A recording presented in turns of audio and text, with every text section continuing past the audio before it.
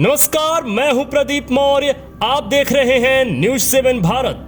आज इस news report के माध्यम से हम जानेंगे भगवान और ईश्वर के अर्थ से भ्रमित है अपना समाज। लोग इस बुद्धिज्म के इस शब्दों को पौराणिक शक्ति, अलौकिक शक्ति से जोड़कर देखने लगे, वरना इन शब्दों का मतलब प्राचीन काल में, पूर्व में कुछ और था। आइए जानते हैं ईश्वर और भगवान का अर्थ क्या होता है और यह किस लिए पूर्व में यूज होता था। वीडियो अंत तक जरूर देखिएगा। अगर वीडियो आप बीच में छोड़ेंगे तो जाहिर सी बात है कि आपको पूरा मैटर समझ में नहीं आएगा और आप भी भ्रमित होकर पाखंडियों के जाल में फंस जाएंगे। तो वीडियो अंत तक पूरा देखिएगा। सही बात है कि भगवान शब्द का अर्थ पूर्व में भारत की सम्यक संस्कृति में भगवा शब्द के अर्थ का विरूपण है। जिस प्रकार अपने अंदर के समग्र विकारों की भग्न करने वाले व्यक्ति को भगवान कहा जाता है, जिस प्रकार अपने अंदर के समग्र विकारों की भग्न करने वाले व्यक्ति को भगवान कहा जाता है, उसी प्रकार से ईश्वर शब्द का अर्थ भी विरूपित हो गया है। भगवान जिस प्रकार से विरूपित हुआ, उसी प्रकार से ईश्वर शब्द भी विरूपित हो गया। आज जैसे ही भगवान शब्द का प्रयोग कोई करता है तो लोग वहां अलौकिक या अदृश्य शक्ति का मौजूदगी समझने लगते हैं। ऐसा भूल कर देते हैं कि यह शब्द जैसे ही मुंह से निकलेगा वह समझ जाएंगे कि यह किसी अलौकिक शक्ति के लिए बात हो रही है।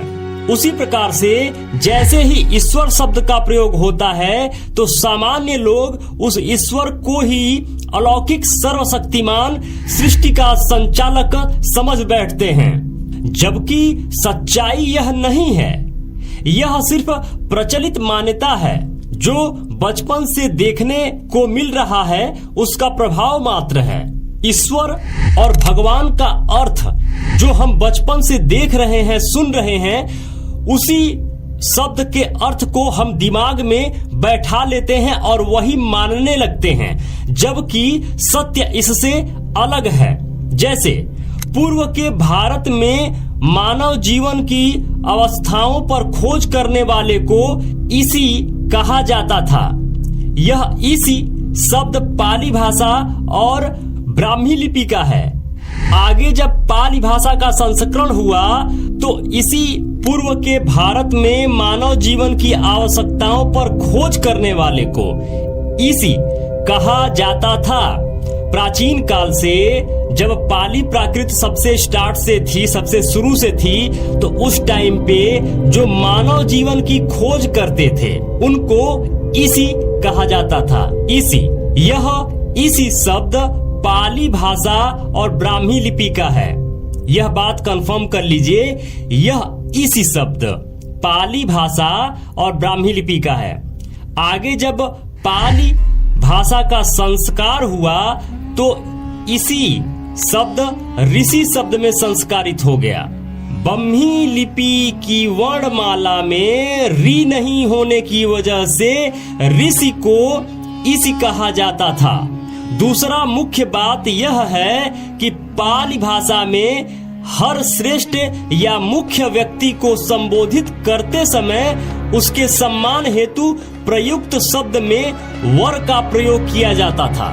दूसरी मुख्य बात यह है कि पाली भाषा में हर श्रेष्ठ या मुख्य व्यक्ति को संबोधित करते समय उनके सम्मान हेतु प्रयुक्त शब्द में वर का प्रयोग किया जाता था। क्लियर है?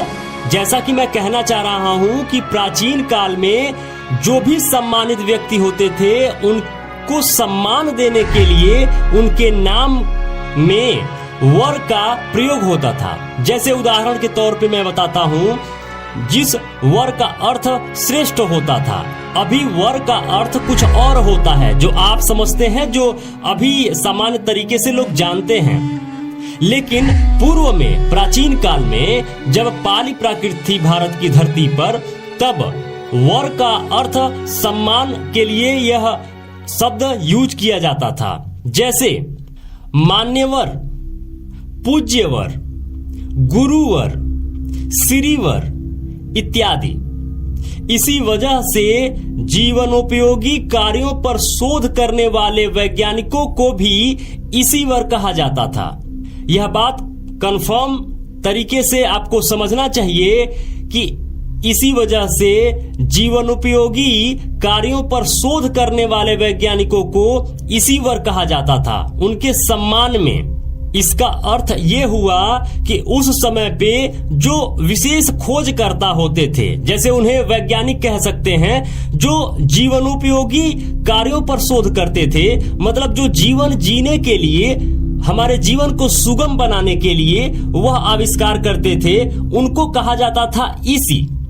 और इसी शब्द को और सम्मान देने के लिए इसी का जो मतलब हुआ, इसका जो शाब्दिक अर्थ हुआ वो ये है कि जीवनोपयोगी कार्यों पर शोध करने वाले वो वैज्ञानिक जिसको इसी कहा जाता है, और वर उनके सम्मान में लगाया जाने लगा, तो उनका नाम बन गया ईश्वर।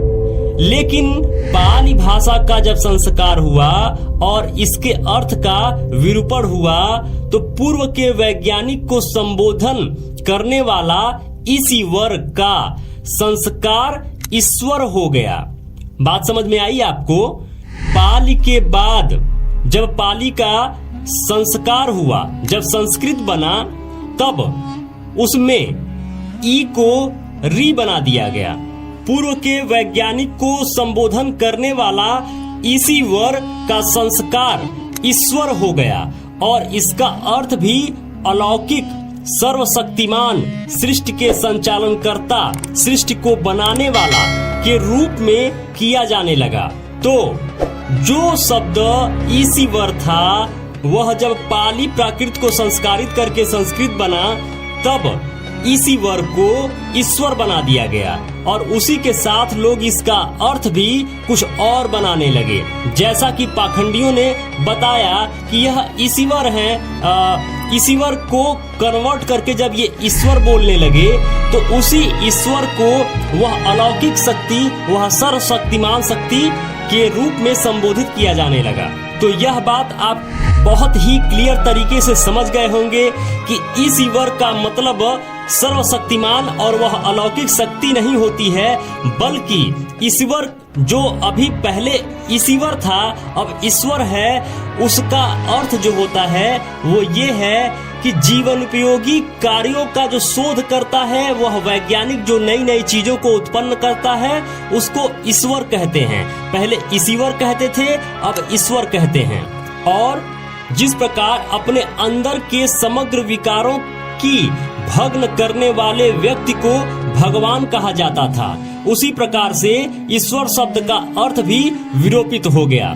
तो आज आप यह बात समझ पाए होंगे कि ईश्वर और भगवान, भगवा, यह सभी जो शब्द हैं यह बुद्धिज्म के लिए हैं। यह उस प्राचीन बुद्धिज्म भारत के शब्द हैं जिन्हें कन्वर्ट करके पाखंडियों ने अपने अलौकिक ईश्वर के साथ जोड़ दिया।